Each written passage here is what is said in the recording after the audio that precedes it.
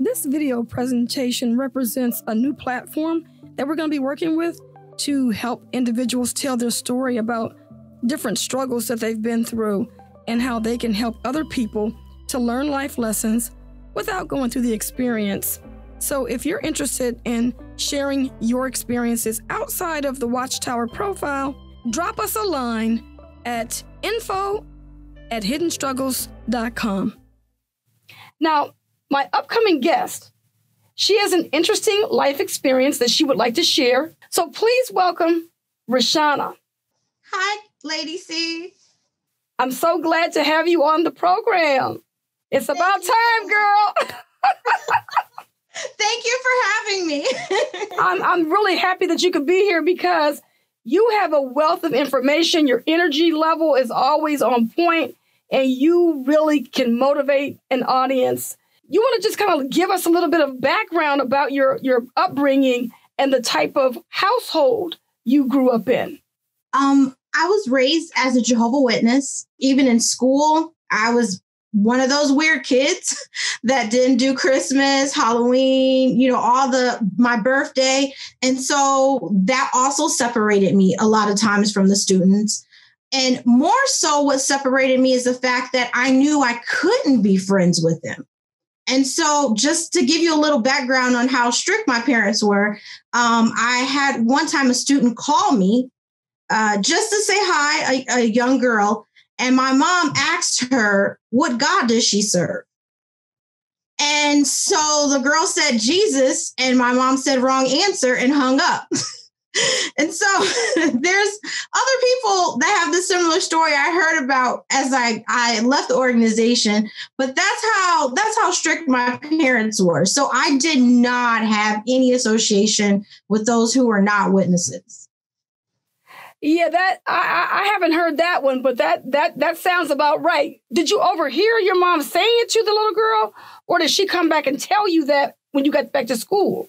No, she told me when I got back at school in front of other students, and they all laughed. So yeah, that was, not only did she know about it, but half of my class knew about it too. Oh my goodness. Yeah. So how did that go over? Like for the next couple of weeks, what was happening in your class after that? Well, a lot of people didn't say too much about it, but people never asked for my phone number either. Oh my. So you were kind of like isolated from your classmates? Yes, definitely. And also too, I was an elder's kid.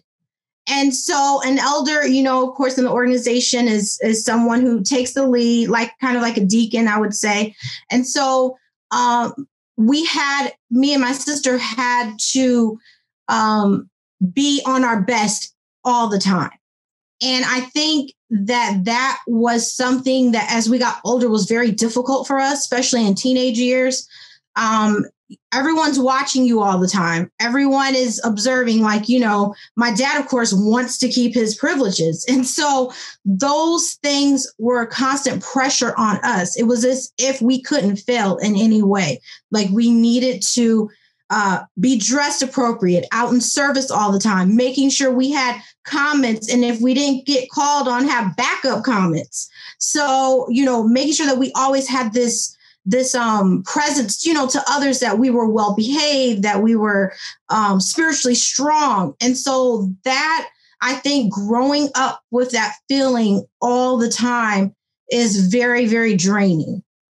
Yes, it is. And so it's like a lot of people say that it ends up being like a double life situation because, you act one way at the Kingdom Hall and then you act another way in front of your friends because you're just trying to fit in. How did that affect you?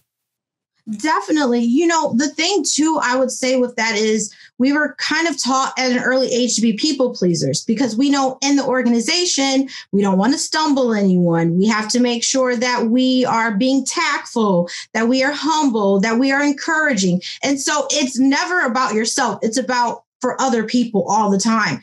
And I think I was telling you about this before, but I feel like we were raised just like in Coming to America, the first one, where he meets his future bride for the first time and he has the conversation with her. And he's like, tell me about yourself, And he's like, what do you like? And she's like, anything you like, and or what do you like to eat? Anything that's you. So it's like it's that same way. I feel like we were just raised to think about others consistently, about how they view us, and never really have time to stop and think about ourselves and our own identity. Yeah.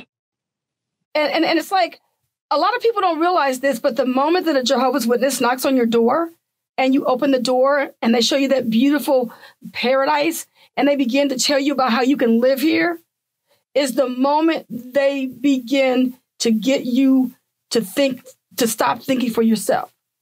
Yeah. That first knock on that door is grooming you into, we're not going to allow you to start thinking for yourself. How difficult was it for you to find out who you actually were?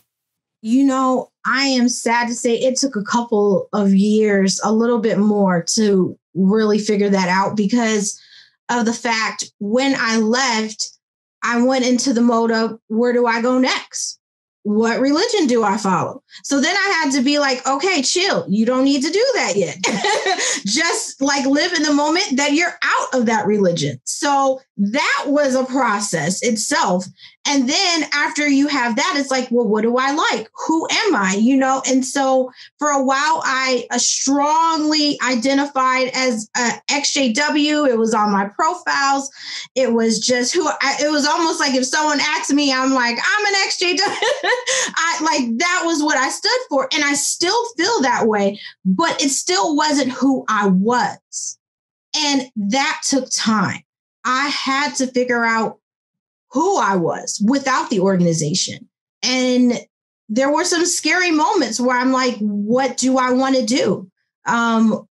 Where do I go next? All of those things. And so gradually it started to work out where I knew that I wanted to go to college for sure.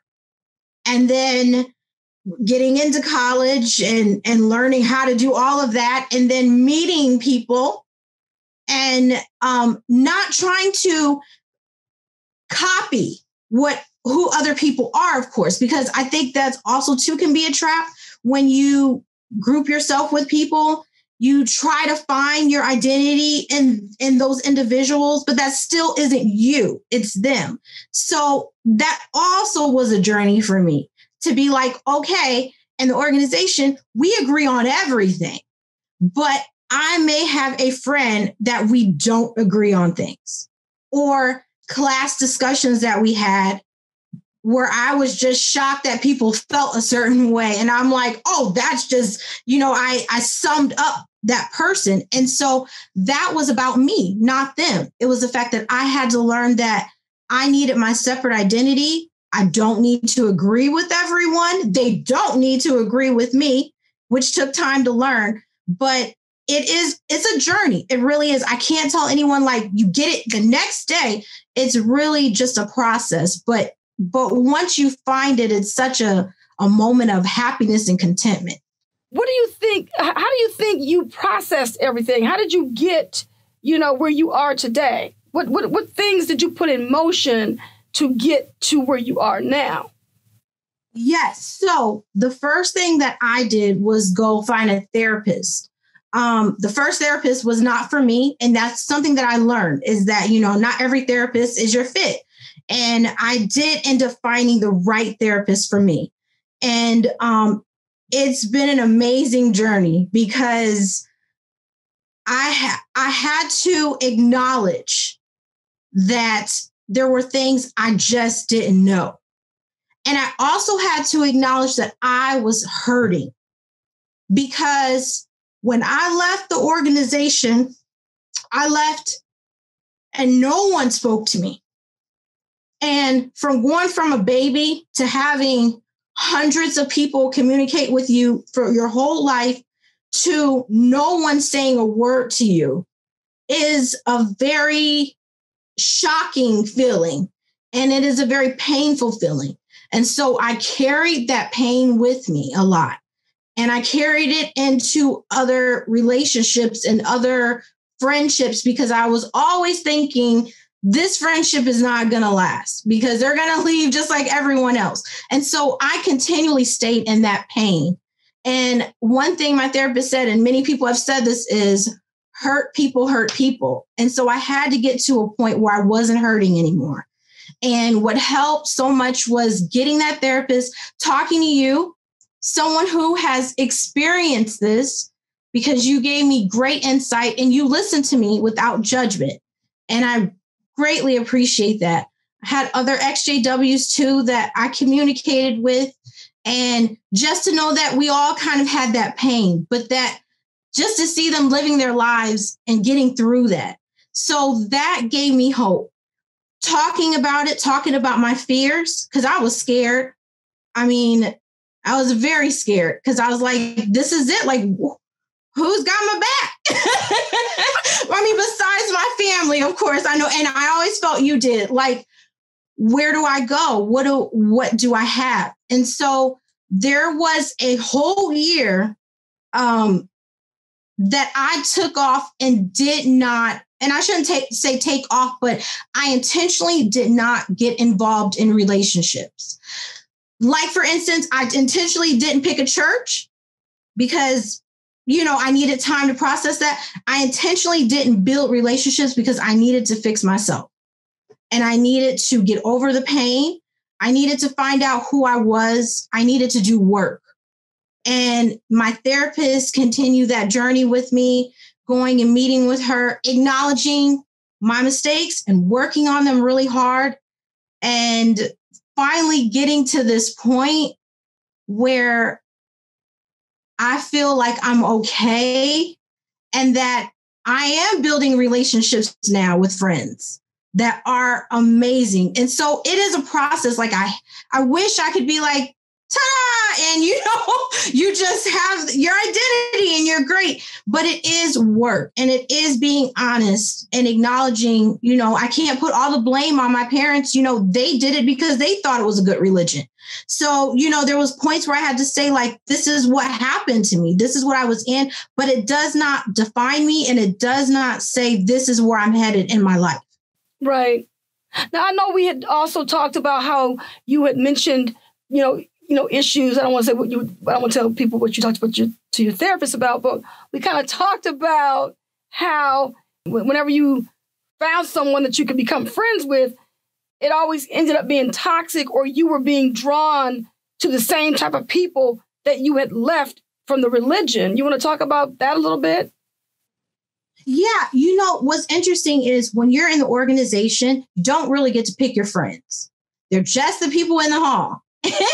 And you may think like, I don't like Sister Know-It-All. I don't like Sister Busybody. I don't like Sister Gossiper, but you still have to go out and field service with them. You still have meals with them. You still sit next to them during the assemblies. So you're taught like, get over it. This is what it is. And so also too, as a witness, we're taught to help our Bible studies.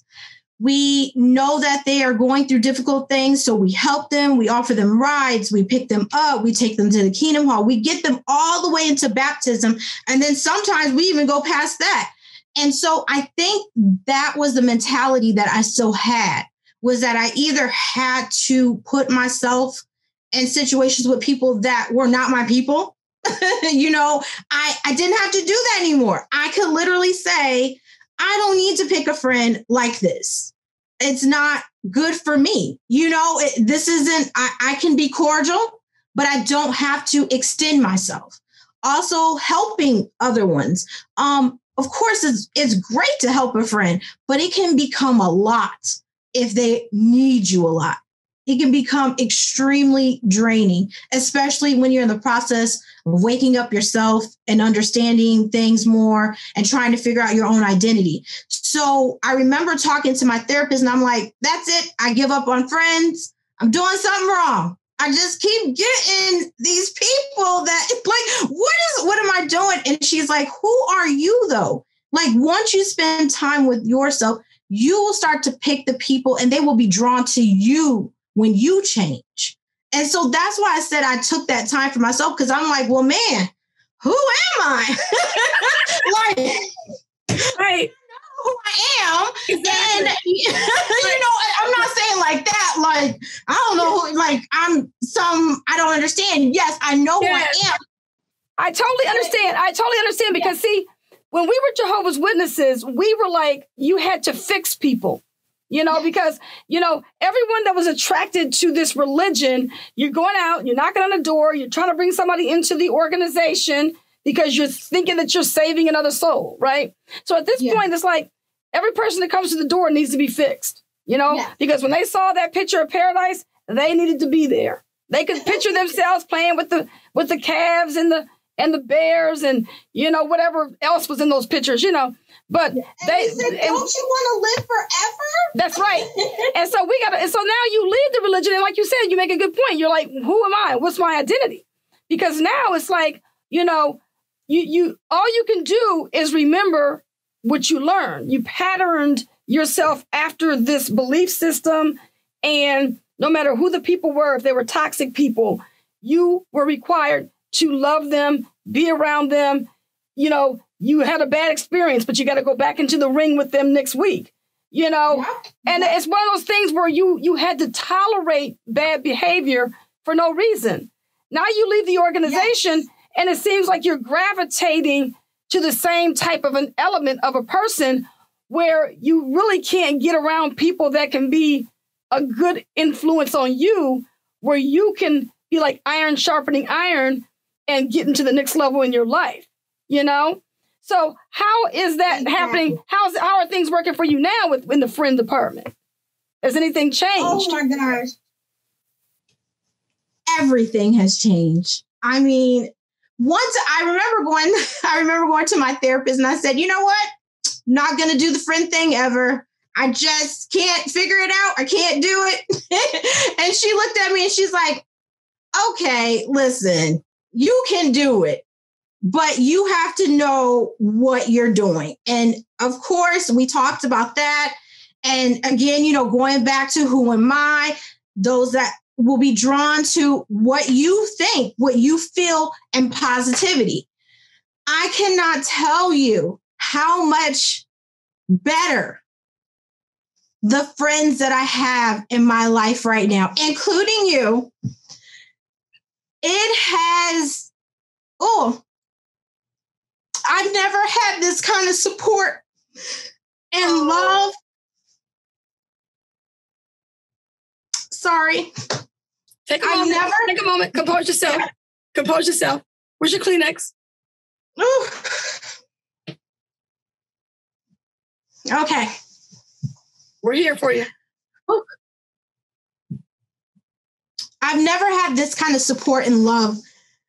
It's so amazing. And it comes without conditions. And it comes without being scared they're going to leave me. I never think about that in the back of my head. Never. And it comes with positivity, with love, like unconditional love. There's no conditions with them. And we disagree on things or we have certain opinions about things, but it's all in good nature. It's fine. We can talk about it. I'm enlightened by seeing other sides of things. And it's just been so wonderful. I mean, I feel so good about the relationships I have now. So that's why I really wanted to talk to you about this subject, because sometimes we feel like we're in these situations and they're going to be like this forever, but they're not. When you put in the work with yourself, when you really change how you feel about things and the outlook on things, like all of these things just turn around for you. And I am just so happy with the people that I love right now. So, and the friendships that I made. And I'm so excited for the future relationships I'll make too. Yeah, that's really good, because you can look at the progress of your life. And I really like what you said about, you don't have to have friendships that have conditions. So you want to kind of, do you want to talk anything about your exit from the group and how that affected you and your relationships with your family and, you want to kind of like drill down into that? Yeah, definitely. So I could talk. Okay. When you leave the organization, the way I left it, because some people leave it very gradually. I left it and was like, can't do this no more, and was very clear about it. We are taught in the organization, if you encounter a person like this, to disassociate yourself from them. Even though I've never been disfellowshipped, I have the full effects of being disfellowshipped. I have the two sisters who babysat me, watch me, chaperone me and my husband, come down the same aisle as me in a grocery store and literally stop, look like I was about to attack them, turn their carts around and left. And so when you encounter that and you continually encounter that, you're kind of like, wow. So all those years, all of that, I love you, Sister Greer, all of that meant absolutely nothing. Like, it's just, you can cut a person off. And the same thing with my parents. Like, you know, you birthed me. You know, I lived with you for most of my teenage years and you raised me. And yet you can say, I'm not going to communicate with this child ever. And that's hard because I'm a mother and I can't process that. I can't process the doing that to my kids. It just, I can't think of it. And even when I think of like, there might be a disagreement between us as they get older, I'm like still going to be at their door like, hey, let's work this out and let's move on. Because I can't see cutting off your child. And so when you go through those things, it makes you hard and it makes you hurt. And so even though you're like, yeah, you know, this happened, if you don't deal with it, it comes out in every way. It comes out in how you talk to people. It comes out in your relationship. It comes out in how you deal with, you know, work, school, whatever you're doing. It comes out because you are hurt and you have to get through that hurt somehow. That's true. I can't say you're not going to be hurt. Yes, you are. And if you need to sit with that, sit with it, but don't live with it. So you have to figure out a way to get through that. Either it be group counseling, it be meditation, whatever your thing is, you have to do something in order to get past that step. Right. You know, I kind of like the idea of what you're saying about the identity crisis, because I think that when you're part of a situation or a group like this, you have to do everything that supports the mission of the group. So when you were in the Jehovah's Witness religion, you know, what type of rewards were you seeking outside of living in this paradise earth that they kept promising to people? Oh, yeah. So I always wanted to be in the drama at the conventions. That was one of my goals. Never happened, but I did get to be on the stage and get parts. I was a regular pioneer when I turned 16. And I did that for like 4 years, got off after I had my son, and then got back on again for a couple more years. With that, you know, you get to go to the pioneer school and people look at you more for different parts. So I'm not going to lie, like that was nice. And the fact of, you know, like when I was in it, I thought that was pretty much all I could, especially as a woman, do really, you know, is get the privileges that I could. If I was a brother, I probably would be working to be a circuit overseer. I just know myself, like I am always reaching for the next position, you know, but that was never a possibility for me there. So, yeah. So it is kind of interesting how we were taught to worship this religion instead of belonging to a religion and having a spirituality or being a spiritual individuals. We were actually working like we were working a full-time job. Yeah. I mean, I basically was getting hours as a full-time, you know, because I was out from like early morning into evening times, sometimes early morning. And so it consumed your whole life. And that touches on another subject too, because our minds are made that way. They call us sheep. They call us slaves. I remember growing up in the congregation, there was a brother who would always say this every morning for field service. He said, all right, get out there, you good for nothing slaves. And we would all just be like laughing and smiling. And so I was telling my therapist about this, and she like stopped me and she's like, what? And I'm like, yeah, and I'm telling the story. And she's like, you're a slave? Like, wait a minute, you're happy you're a slave? Like, it was, she was so shocked. She was just like, who says that to another human being? Like right there, that tells me a lot that I need to know about you. Like, she was just like, to think that you are happy about the term slave, and nowhere in time should you be ever happy about that. And that's so true. That was a thing. Like, we have to think about that. Like, some of the names that they gave us, sheep. And it's like the goats were bad. Well, I think goats are pretty cool. They are bossy and they know what they... But I'm just saying, those word terminologies they use, it's really a part of the control. It's really to keep you down. Humble, be submissive. Don't stumble others. It has absolutely nothing to do with you. It lowers who you are as an individual. It just makes you feel like you should not be valued. And so when you, like I said, being raised in this organization, there were many times that I felt like, for instance, getting compliments is hard for me. Or even from my teachers, like, this is an exceptional paper, Rashana. And I'm just like, oh, yeah. And then I'll like crack some weird joke like, well, or, make light of the situation because of my not being comfortable with it, because I didn't get that. It was something, if you go on service, you get those hours. No one said, yay. It was just like, can you do more? You didn't feel worthy of a compliment. Oh, no. I mean, as if you gave a good talk, yeah, they would say that, but then they would also mark these things in your book that you need to work on even more. And so it was never just like, people rooting for you.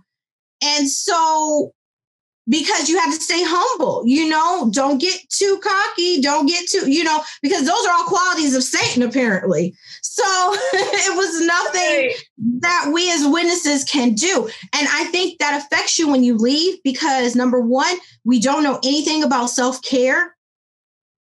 And we miss out on those opportunities. And so literally we need to learn that. We need to learn what self-care looks like for us, because it's different for each person, but we need self-care. So why don't we talk about your self-care and how you were able to implement this in your life? Yes. So, of course, through the help of my therapist, I love to journal. I have many journals, but journaling was very good for me. Also, I enjoy riding my bike. But therapy itself was self-care. Okay. I will say that was self-care for me, because I knew the person I wanted to be. And so I needed help getting there. And so acknowledging that I couldn't do it on my own and that I needed that help, that was self-care for me. So I never missed my appointments, because I knew that this was going to be a journey and it was going to take years, and I needed that.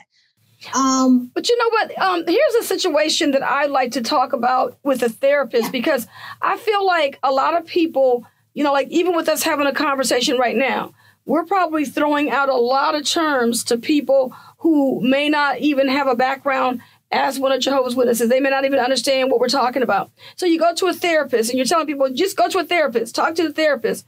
But, how do you educate your therapist about your life, your life experience, and have them understand what you've been through? Because when you go there and this is the first time you've gone to your therapist and you're like throwing out all these words and terms that nobody knows anything about, how does that therapist, come to understand what you're actually saying? Exactly. And, that's why it didn't work out with my first one, because when I was talking, all they kept hearing was religion. And so they were like telling me about other churches I could go to and other things. And I knew like, that is not what I need right now. I am not ready for that. And so like, it took time, but finding her it was amazing because she would say to me, well, first of all, she watched her videos. So that helped because she got familiar with it, which is amazing for a therapist to go outside of what they already do to research for their patient. Like that sold me right there. Like she honestly cares. When I would talk and say certain terminology, to me, it made sense. To her, she's like, theocratic ministry school, hold up. And she pulled out her pad. She goes, that's one we've never used. And so she would write the word down and I would tell her what it means the best way I could. And so I feel like if you find someone who's invested in you like that, or even another witness, there are other Exjw witnesses who are into counseling and therapy that have already started to see that's already like helpful because you don't have to explain anything they already know. My husband is going into therapy. He's finishing his master's. And so there are those out there that do understand, maybe ex-Mormons. So if you can find someone in that area, that helps. But if you can't, there are therapists out there. It may not be the first or second person you meet, but once you get that sense that they want to work with you and understand you better, then I think that's what broke the ice for me, is when she really was like, let me watch this video. Let me see what this is all about, And then I came back and she had questions for me like, okay, wait a minute. So this, and this means what? And why would elders, And so it was just like refreshing to be like, whoa, she really is into this. So she's learning from me, but she's also taking what she knows herself and using that to fit for what I've been through. Mm-hmm. And I think that was a game changer. Yeah. I think so. And I think, therapists are so used to the traditional issues that come across their doorstep and dealing with people with domestic abuse and, violence and drug abuse and stuff like that. And so when they come in and they see a patient that is dealing with, recovering from a religion, it's like, what? Who goes through that? But then there are Jehovah's Witnesses are not the only people that really are high control groups. And we hear about these different groups on TV, on these different oxygen channels that, have, like different types of high control groups that they feature on these programs. But I don't know whether or not those individuals are seeking therapy or not. Right. And many of them do. But what I noticed is if they are minimizing your experience, then that is not for you, because we all go through different experiences or trauma, but no one's trauma is less than another person's just because maybe this was physical or maybe this was verbal. It doesn't matter if that therapist sees that situation and they say, this is serious and I'm going to take this serious as much as you are because something's not right. Then I think that's an eye-opening moment where you're like, okay, this person is in it with me to help me. Right. And that's very important. That is very important. If you have a person that's trying to help you, when you go to a doctor, just like a medical doctor, and you go to your doctor and you start telling him different things. Back in the day, they'd have those great big medical books and they would open the book up and start looking up information. And now they can just go to a Google search or go to their medical journals or whatever it is, their peers, and they can look the information up. Everything for a therapist is not going to always be something that they learned in college. A lot of people are going to be learning from the patients that they see. And so I think it's very important that, as you're saying, you have to educate your therapist. You were giving your therapist video. When you think about it, when you go to a doctor and you're like, I've been having chest pains. Something's not right. I'm having difficult breathing. And that doctor's like, okay, well, I don't see anything wrong.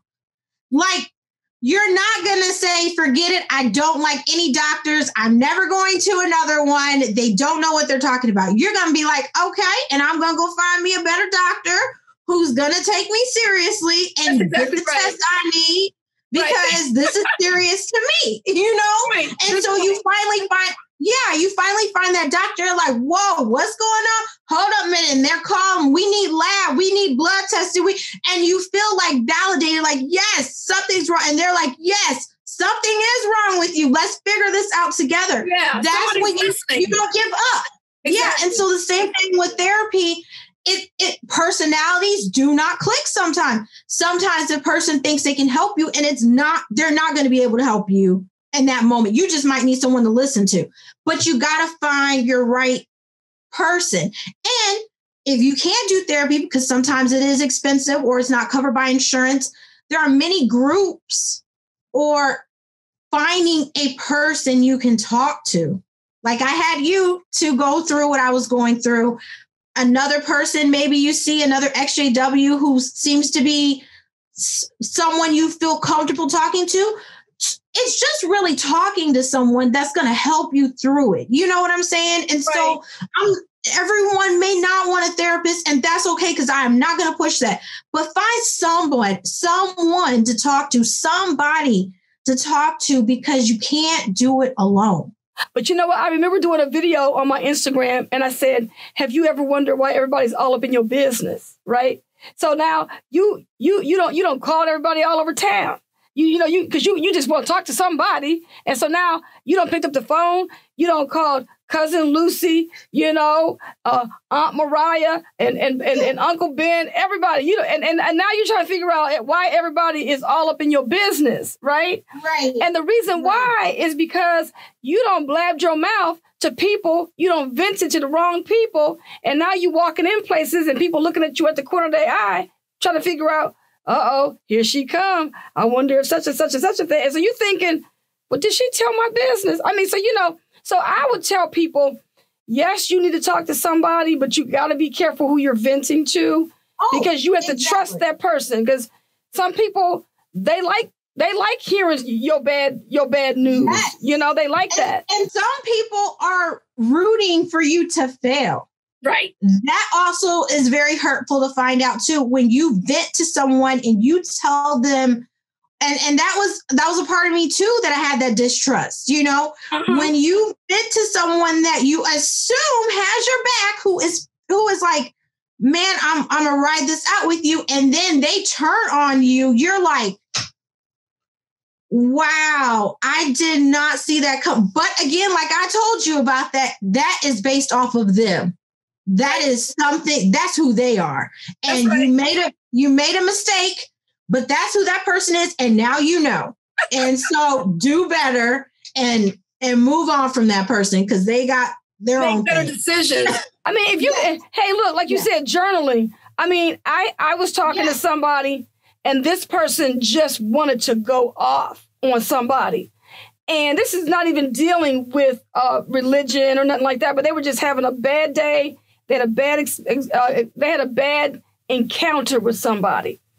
And I said, look, go to your computer, open up a Microsoft Word document or whatever you use to do your typing or just writing or whatever, and start just talking to your computer. And I said, you get a couple of pages written and get the steam off, and you should be good to go. Because you don't want to be going at nobody, going off, because you're not going to be able to take those words back. Yes, it's over. Once it's said, it's done. Right. So there's got to be a way to offload steam. Yes. That's what I love about journaling too. Because I have looked back on my 5 or 6 years, the process of me, and I was like, whoa, that was, glad you wrote that one down. Like, wow, girl, really? I mean, you look at it and it's like, it was a serious situation to me because everything was serious at that time. But now I can like contemplate and be like, wow, okay, now you get it. Now you've moved on. But it's interesting. Yes, I agree with that. Journaling is the best thing ever. It is. Yeah. So when you look at your life and, it's been like you said, 5 or 6 years that you have left this religion. When you have conversations with your therapist, how have those conversations changed from the day you walked through the front door? How have those conversations evolved? Well, there's a lot less tears,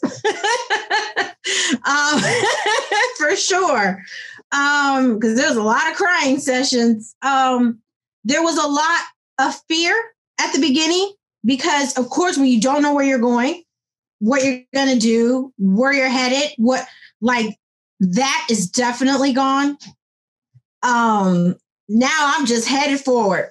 And wherever it takes me, I'm riding it out. And I feel like I know myself. I know who I am. I know what I like. I know what I don't like. I know what I love. And I'm sure about those things. And it makes me who I am. And I love who I am. And so, like, that's kind of cool to say that, I love myself, and just like, I feel like it makes me a better mother, a better wife. But before all that, myself, like, I know who I am. I'm proud of myself. I'm a hard worker. I'm killing it in school. I can say that I'm doing an excellent job. And I just have like this confidence that I didn't have before. And so it makes me feel like less weak.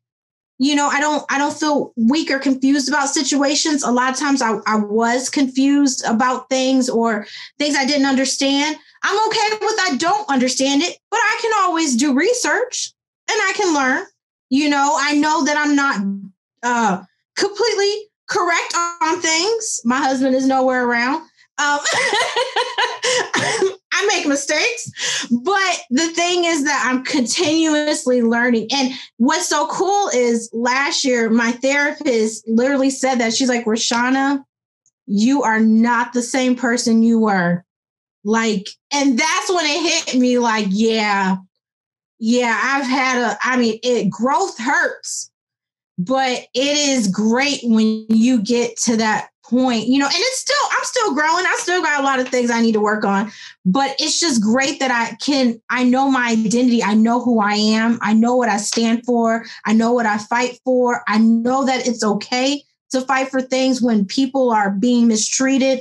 I feel, I know those things, but I also know that I continually will educate myself and learn and be open and listen to my friends, right, and their ideas on things and be open to that. As you know, right. You offer me great insight. Yeah, absolutely. And you know what? When I was talking to somebody the other day, and they said they can't believe that they got to a point in their lives where they finally found friends that they could learn from, and they were so frustrated because she was saying that she wished that she would have had these friends a long time ago because they had different values. And the different values that they had was all about, investing in real estate and, moving ahead in life without, just friends that didn't have any real goals or plans for life. How do you feel about that? The friends that you had before versus the friends that you have now, what you're learning from them. How is the learning process? Just being around people that have the same values that you do. So the friends in the organization or those that were Jehovah Witnesses, we really couldn't be ourselves because it was always that fear of someone telling on you. You couldn't express if you had a doubt about a Watchtower article. You couldn't, so I would say that we never really got to be real friends. Unless you got that one person that you trust each other and you could say, hey, I didn't like this or da-da-da, and we can bounce off. But in the organization, it's very hard to do that because you don't know if someone's going to turn you in at any moment to the elders and be like, hey, I'm kind of worried about this person's spirituality. And so, and also too, we were forced to like each other. We really all didn't get along. There were some families that didn't like other families, but yet they still had dinner. It was weird. And it's like, why do we force ourselves? But we had to, because when you're in Joel's organization, we all had to think alike. It was like there was a sister I remember, she had a really cool, eccentric way about her in the way she dressed. Not inappropriate in Jehovah Witness standards, but just different. And it was talked about to the fact that it really just hurt her as a person. And it's like, she's doing absolutely nothing wrong, but she didn't fit in to how everybody else dressed or thought what was the appropriate fashion, which they had no fashion. But the whole point is that it was constantly like never really friends. It was just those people that were watching you and making sure you did what you were supposed to do. And so outside of that organization, ain't nobody telling on me. If I have a doubt about something to my friend, I can be open about it and not worry at all that she's going to report me to the elders. I can pick my friends. I am not forced to be friends with people. And I think that was another thing I learned too, is I do not have to be friends with everyone. I don't have to be friends just because we had a history. I don't have to be friends just because we have class together. I don't have to be friends because we work together. It's okay to be friendly to people, but have your own set of friends. All right. So that brings us to the close of Hidden Struggles with Rashuna. And I look forward to having her as a guest in another video. So be on the lookout for another video. Stay tuned for her take on education. Thanks so much for listening to Hidden Struggles with your host, Lady C. This program was sponsored by Critical Thinkers, online at hiddenstruggle.com. Feel free to send an email to info@hiddenstruggle.com, and we'll catch you next time on Hidden Struggles. The views and opinions of our guests do not necessarily reflect the opinions of Critical Thinkers.